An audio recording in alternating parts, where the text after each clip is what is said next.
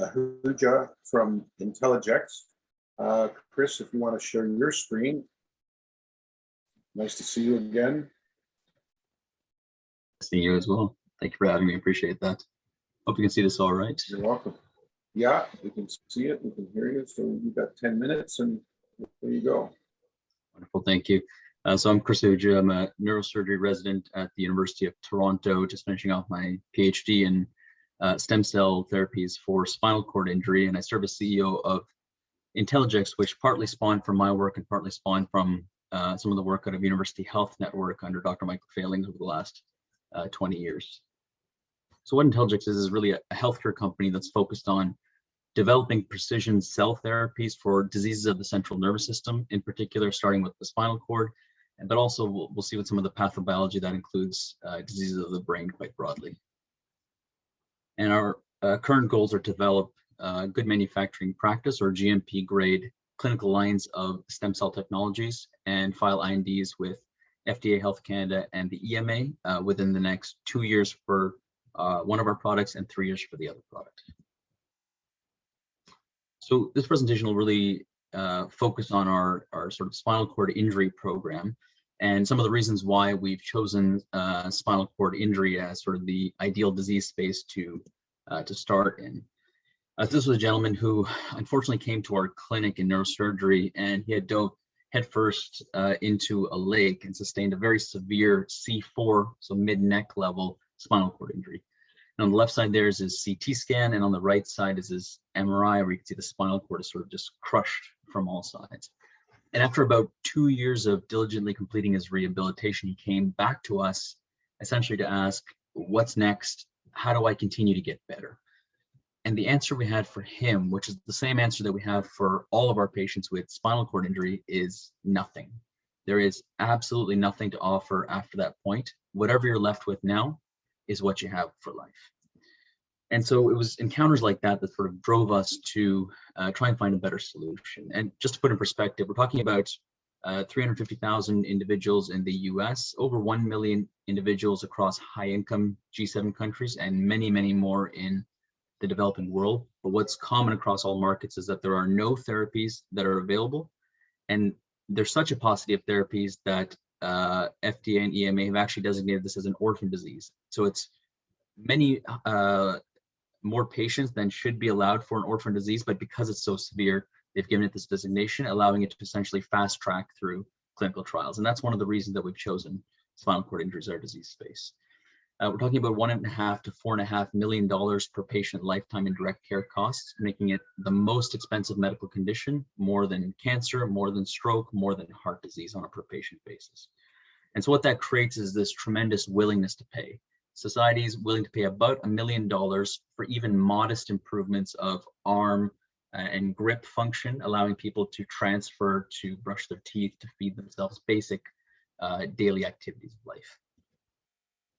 So this is what we have been studying for a long time, and we've really gravitated towards neural stem cells as the optimal solution for this. So these are a special type of stem cell that actually helps you develop your whole brain and spinal cord as you're an infant and growing into childhood.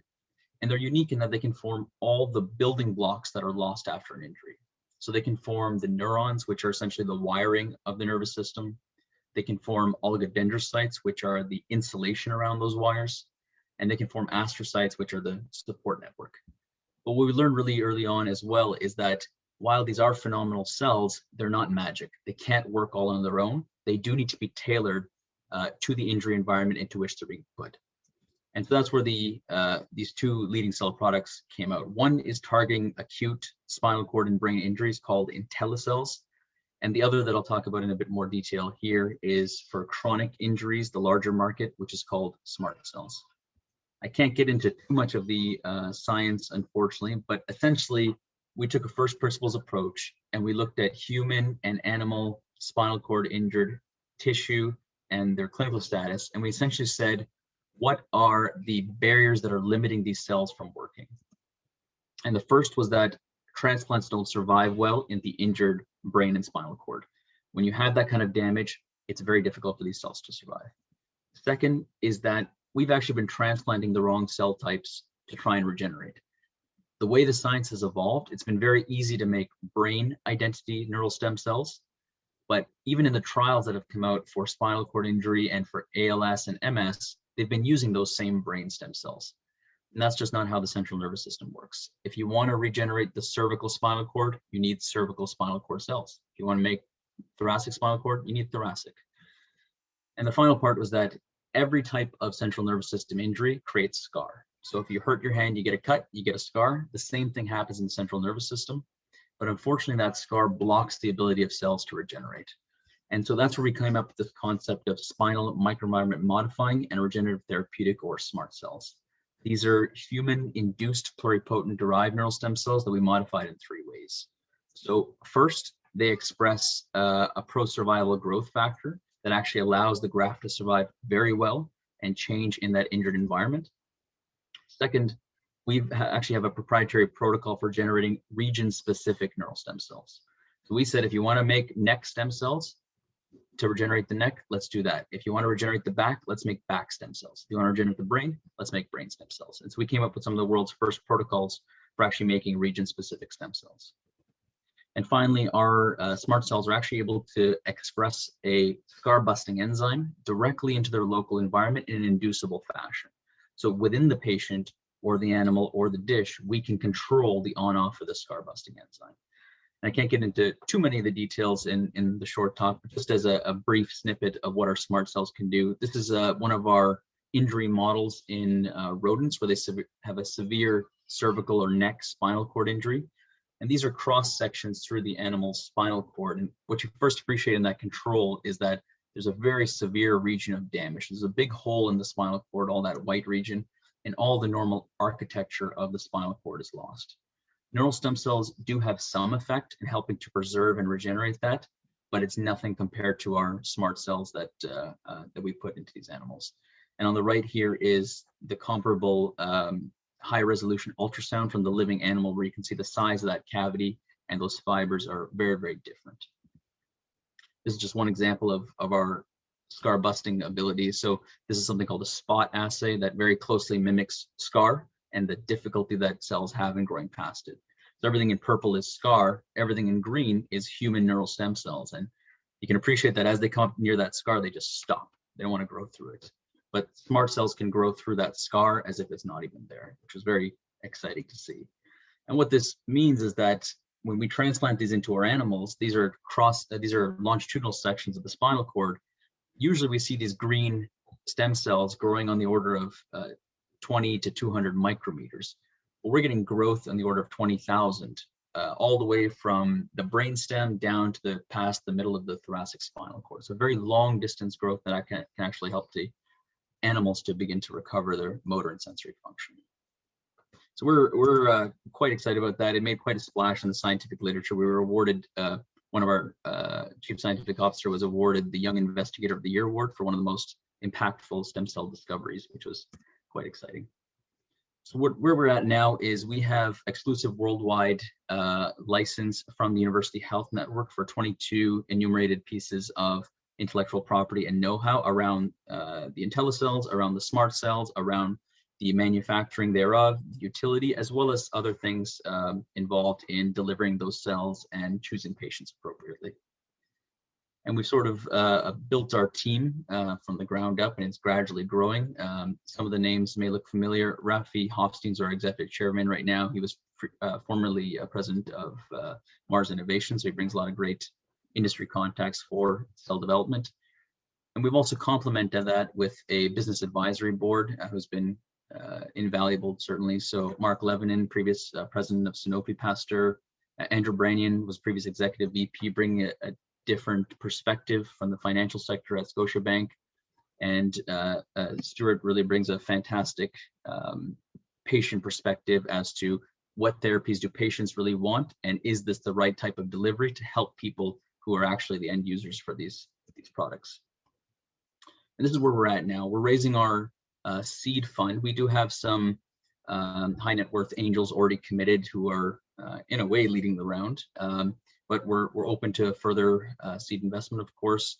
And what we're really trying to achieve first is generation of the GMP clinical grade of our SMART and IntelliCells. confirming that those cells work exactly the same as our research lines do, which is very, very important, and completing the safety and toxicology package, which involves transplanting those cells into our large animal porcine model to look at distribution and max tolerable dose. Using that data, then filing our IND with Health Canada, FDA, and EMA to move into clinical trial. And we're reasonably confident in our ability to do this because, for one example, our chairman, Dr. Michael Failings, was the first person in Canada to transplant stem cells into the human spinal cord. The first patient was transplanted by him. He's also run the largest number of clinical trials in spinal cord injury, and he's the most published spinal cord injury researcher in history. So we really have a phenomenal network with which to rapidly run trials. And that orphan disease designation for spinal cord injury really lowers the bar that's required in order to pass regulatory. So we think it's a sort of prime space to start. If we can find the efficacy that we're hoping for in helping these folks, it's very easy to expand those indications into other parts of the central nervous system, like ALS, MS, stroke, and beyond. So we hope some of you may be interested in joining us and supporting Inteligex and following us along as well. My contact's on the bottom there for anyone who's interested. I'm happy to take any questions. Well, thanks, Chris. Great presentation. Who has a question for Chris? I'm happy to get Go the ahead, ball Sue. rolling. Great. Chris, thank you for that presentation. And I'm gonna preface my comments with, I am not a life science investor. So I understand the business side of things, and the science is sometimes over my head. It's not my background, but I thought it was a really fascinating presentation, and I learned a lot that I didn't previously know, and I'm thoroughly impressed with what you and the impressive team have been able to do. You'll find that as you go out fundraising, you're going to encounter two types of investors: one that know the space and where like a very detailed scientific presentation is more relevant, and then another group which would not be the leads of your round, rather the followers, that you'll need to do a simpler, a more simplistic version of the presentation for that audience, so that we're able to follow and see the full business opportunity on it. So that was one piece of advice. And then the other was just around on the fundraise slide, just to put a bit more details on that slide. How much are you fundraising? How long that would run you for? And then also, if you have benefited from any grants or non-dilutive funding, include that in that slide as well. Like in the deep MedTech spaces, like as an investor, one of the things that gives us comfort is that there is a lot of grant non-dilutive funding available as well to companies that really lengthens that runway out. But thank you so much for a really interesting presentation. Thank you. Yeah, I appreciate that. Yeah, no, I was going to say the same thing, Chris. Have you approached IRAP or one of those for funding for this? I mean, they might be interested in getting you up to, you know, a phase 1 type study. I don't know how far you're at from that, but that's certainly a good source. Yeah, certainly we have not. You know, we went through CDL. We went through with UTest, and at the end of that, we had some support from TIAP as well.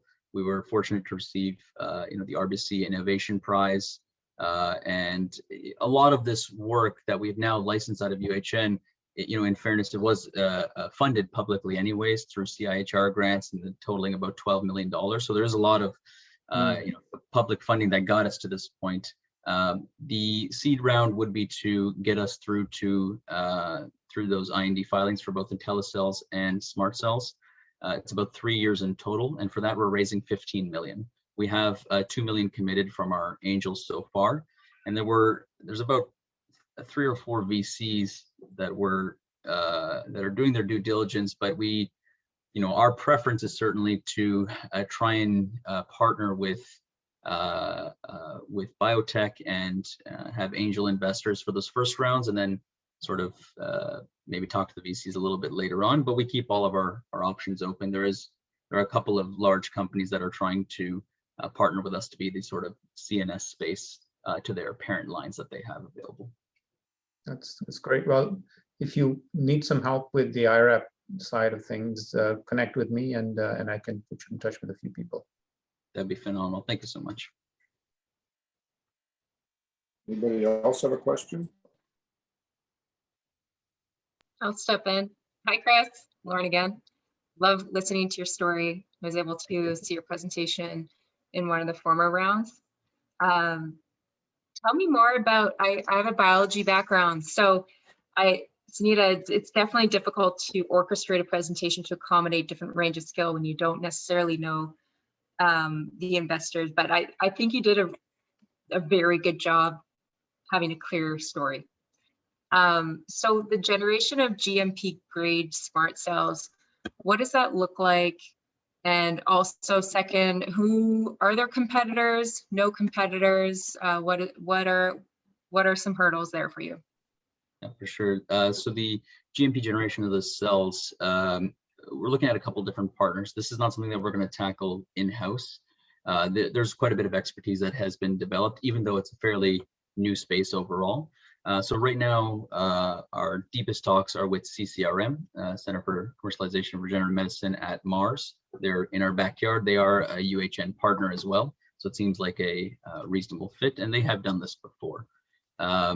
So they're the deepest talks, but we like to keep a degree of redundancy just in case, especially with genetic modifications. So the other one is Lonza. They have a fairly significant manufacturing infrastructure and licenses available for a lot of their genetic modification technologies and the way that we get the genetic material into the cells to do this.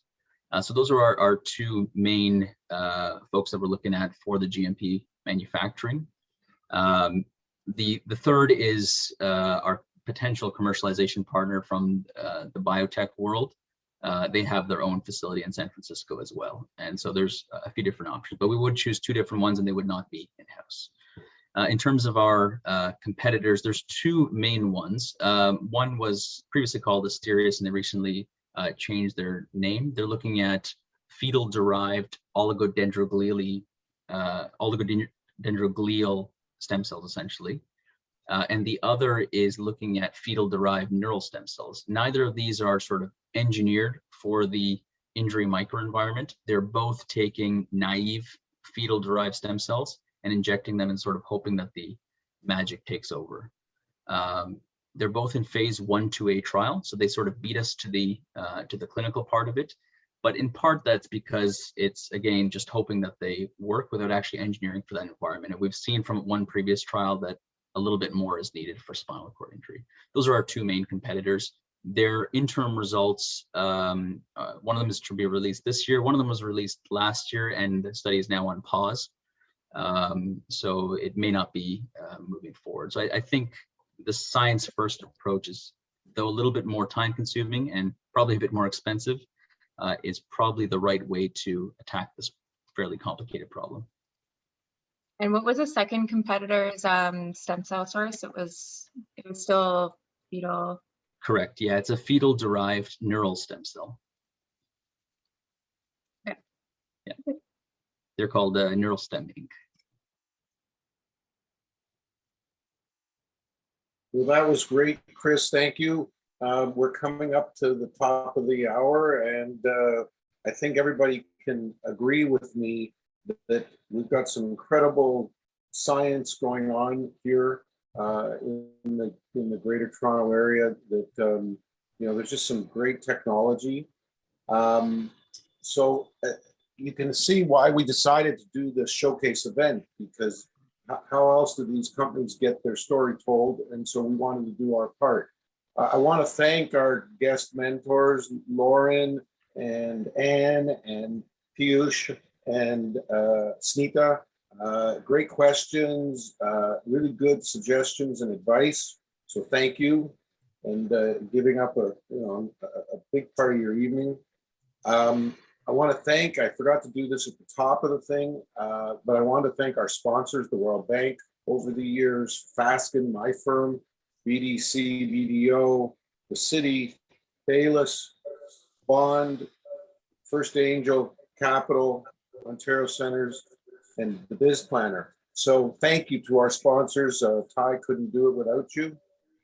And that's it for the evening. Thanks again. Thank you everyone for coming. Oh, important thank you. Yashvi, thank you. Without Yashvi, nothing happens. So thank you to Yashvi. That's, I'd be really in the doghouse if I didn't acknowledge, because like nothing happens without Yashvi. So thank you. And that's it, everyone. Have a great evening. By the way, it's tied 1-1. The Leafs and the Habs are tied 1-1. And unfortunately, John Tavares was taken off the ice in the first period on a stretcher. So we don't know what the problem is, but it's not good. So have a good evening. Go Leafs, go. Thank you, everyone. Thank Have a you, great everyone. evening. Thank you. everyone.